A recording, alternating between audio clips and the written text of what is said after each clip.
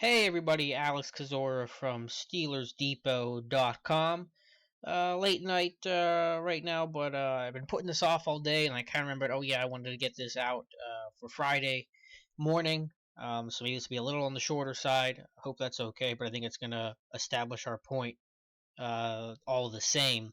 What I wanted to talk about today, though, is Bud Dupree. Had a reader ask about Dupree and kind of my thoughts on how he's done so far.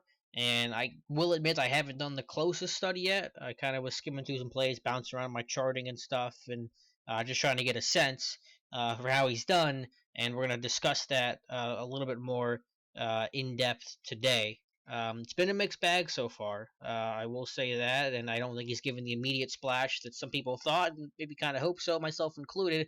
So I think I was a little, I was, and I know most of us probably were, but realistic in the expectations that he's not going to be dominant right away because he's missed so much time. Basically missing all of camp and so much a chunk of the regular season, over half the regular season, that it's hard to hit the ground running. But to talk about today, what I wanted to talk about was just kind of going through some of those specific examples, areas he's doing better in, areas where he's struggling in. So let's get started here. We're going to start in the first quarter. If I find the right play. Again, just trying to put this together here last second. Um, And I think some of the issues we've seen with Dupree is some of the things that we saw last year with him. This is, I believe, the safety play for James Harrison drew the holding call. But there's Dupree over here as a left outside linebacker, and he's going to just try a speed bull rush. Where he's going to take that three-step. Usually, as James Harrison has explained it before, we've referenced this video many times. It's either a 3 or 5 step bull rush depending on your stride length. And Dupree, because he's a taller guy and a longer strider, he's usually going to do it on 3. So he tries to play it off with the outside foot and create power, convert that speed to power. But unfortunately, it just doesn't really work here, and he doesn't ever really create any of that power. And as you see on contact there, the tackle does a nice job being able to get his arms extended, create space. Dupree just not powerful enough. He's keeping the lower half moving, but just not creating a lot of power. Isn't using his hands. The punch isn't great. The conversion from speed to power isn't great. You're not really looking to shed right away. You're trying to get that push the tackle back, get him on skates, then you can shed late whenever you're in control. But just that speed bull rush, it's certainly not what Harrison is, and not that you can compare it to Harrison and say that's what he can be right now, because Harrison, the veteran, potential Hall of Famer in my book. We'll see what the league ends up saying at that time. But that's kind of the goal, and Dupree certainly far from that. So I'll go through it actually one more time for you guys so you can see it. Play this thing through. Just not the power yet in that conversion. Maybe that just needs more reps and more time to get his legs back. We'll see, but that's something to definitely look for. And hopefully my audio is okay. I haven't tested the audio. It's been good the last time I did, and I haven't changed anything. So hopefully it's good. But it was so late. It's 1:30 right now, my time, Eastern time, and I didn't want to have to do a test stream and wait for the video to process and see if the audio was good. So hopefully it's good. I apologize if it's not up to stuff. But anyway, okay, next play. Second quarter, early second quarter. Dupree again trying to fight, and you see some stiffness. But the issue with Dupree, and he did have this come out of Kentucky, it's not a new thing, is he is a little stiff in his hips and his ankles, where he can get good for a step, but he has trouble cornering and finishing plays, having that bend. That again, not to compare him to James Harrison, different body types and different points of their career and yada yada. But what Harrison has been known to do, what makes Harrison so successful. But there's Dupree with a nice first step. He's trying to punch the outside shoulder of the tackle, and he's getting some space, and there's a chance to win here. The tackle's, lean as a waist bender. He's getting beat, and just can't finish it, though. The hip flexibility really isn't there, and up the arc he goes. And also, the other consequence of that is you lose your escape lane. Now, Eli Manning has the ability to flush to his right, and as a right-handed quarterback, that's advantageous to him.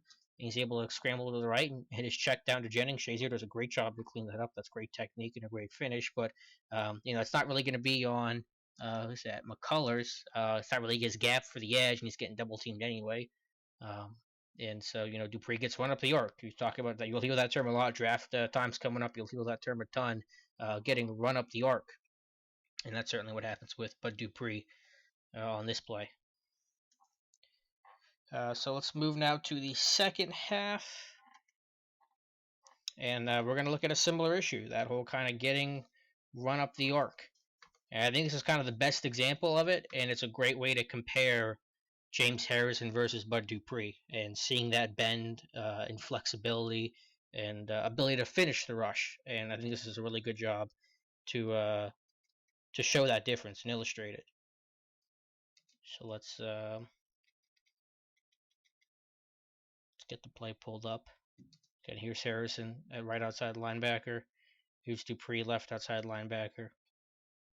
And Dupree's going to have a really good first step. Actually, I'm going to go to the aerial view first. And I'm not going to play the whole clip through. I just want to show the first step of Dupree. And this is his calling guard. I liked him out of Kentucky a ton. I wanted the Steelers to draft him. And this was a big reason why. He's a great athlete. He's a rare athlete, especially for his size and body type. And he's got a great, tremendous first step, and he can win with that. So here's the snap, and you see Dupree fire out, and he's already basically even with the tackle. The tackle's, basically had to abandon his kick slide. You see the way left tackle Eric Flowers is. He's still kind of able to maintain his kick slide. Right tackle's just kind of like, okay, I'm getting beat. The dude fired off the football. I got to just try to save it. So I don't want to show what happens, though. I want to see from the end zone angle. It's a little bit easier. And we'll go back to maybe the arrow at the end to check it out. But just because you think in that situation, from what I just showed you, that should be a clean win, pressure, sack, forced fumble, whatever. A great first step. I mean, look where that tackle is at right now. That tackle, actually, is that the tight end or the tackle? I think that is the tackle. My bad. So I kind of showed the rest. I thought it was a tight end. That's how bad he got beat that I was sitting here going, "There's no way that's a tackle." But it's the right tackle, 68. And yeah, he's just trying to reach for anything on Dupree. And I mean, this should be a clean win compared to Harrison, where they're at right now. Is Harrison's not a super explosive guy with that first step, and Eric Flowers is mirrored him and should be able to take control. And so I think it's really interesting. It's really cool to break this down in a sense to really see the difference between the two.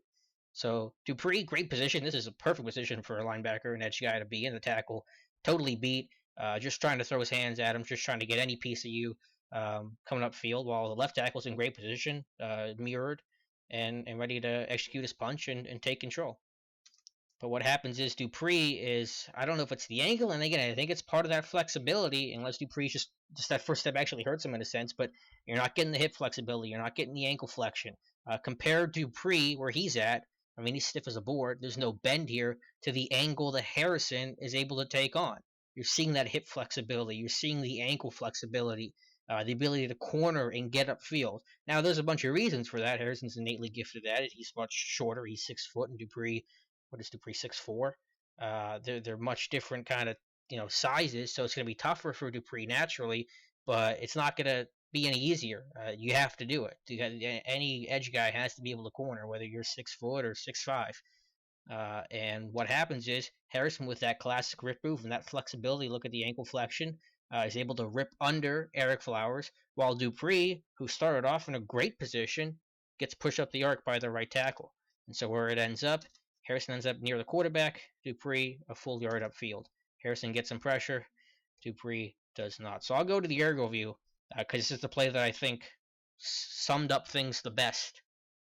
And we'll just kind of see, how far up the arc Dupree gets pushed. Again, there's Dupree, there's Debo. And right there, it looks like you should have him beat, and you already see that stiffness. The tackle is basically has no chance. He's just throwing his arms up. He's creating some separation and trying to get him up field a little bit. But really, the tackle has no power. He's got no control over the situation. It's all on Dupree, just the ability to finish. And most guys, they're going to be able to corner and have that bend around the edge and get to the quarterback, and that's an easy play. That's a situation where you can finish it, and with your innate skills, your first step kind of creates that opportunity for you. But Harrison or Dupree just does not have that bend. And look at again, it's a little hard to see from the aerial view, but Harrison, that bend at that angle he's at, basically a 45-degree angle, and Dupree just isn't showing it. And so Dupree fully hurt upfield from where Harrison was at. So I run this thing through the end zone view one more time.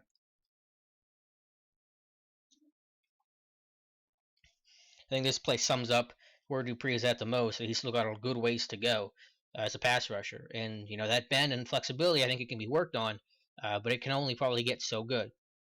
So I'm not, uh, enormously concerned, but it's something to really watch and something he's got to get better at.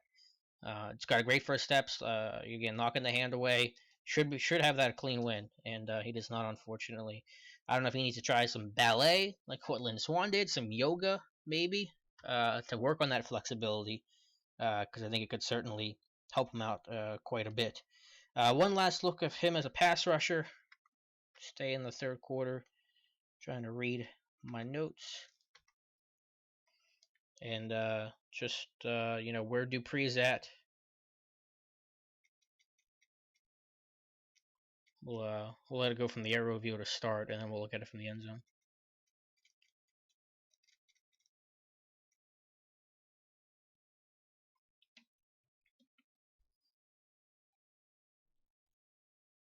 Again, Dupree right side.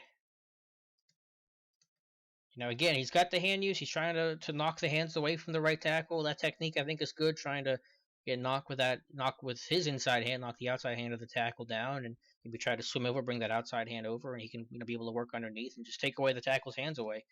But the strength really isn't there. He gets hooked up. The tackle's able to keep his hand into the breastplate of Dupree right between the 4 and the 8. And Dupree, again, not able to corner, not a lot of strength there. That edge move gets rebuffed. He tries to spin off inside. That time, if you're converting to the inside spin like that when you're trying to speed rush, unless you're really good at it, Dwight Freeney type, Robert Mathis, even they have a kid, I think Eric Walden, that's done it right now and is having a great season. Probably not going to get there. And obviously, with Tua coming up field too, kind of got bunched up a little bit. That was definitely a counter move. It wasn't a design spin because the Tua's going to be in that gap. So Dupree's not designed to try to work inside because that's Tua's spot to be in. You're getting the pressure there in the A gap, B gap pressure, and C contained from Dupree. But yeah, that strength just not really there. He's using his hands. There is some hand use, and you wanted to see more of that coming out of Kentucky, and I think it's there. I think he's active. Just has to find that go-to move, but trying to chop the hands got to come down. He's got to be able to knock those tackles' hands down. Otherwise, the tackle's going to be in control the whole way. He can't push it upfield, and no success. All right, last look. I want to end on a positive note. We're going to jump back to the second quarter now. Look at some run defense. I did want to talk about run defense a little bit with Bud Dupree as well, and just being able to get off the block and make the play. So this is a 3rd and 5 play. Tight end Jarrell Adams, a rookie, comes in. And, Dupree has contain here, so he's got to be able to, sit on the outside so he can't come across over the, what is that, C gap. And so he's able to keep contain. And it's a little gap scheme with the backside guard pulling for the Giants. They end up converting on this, but Dupree able to recognize that, still keep us contained. As soon as he sees the running back is definitely going inside, there's no way he's going to bounce it inside. Be able to cross your guy's face, throw him aside, work off the block, make the tackle. It's unfortunate the Giants picked up the first down on 3rd and 5, but it's not Dupree's fault. And he's able to clean it up and work off the block and save the bleed, stop the bleeding a little bit and keep it at a 6-yard gain and not a 8 to 10 to who knows what happens kind of gain. So let's go ahead and look at it one more time.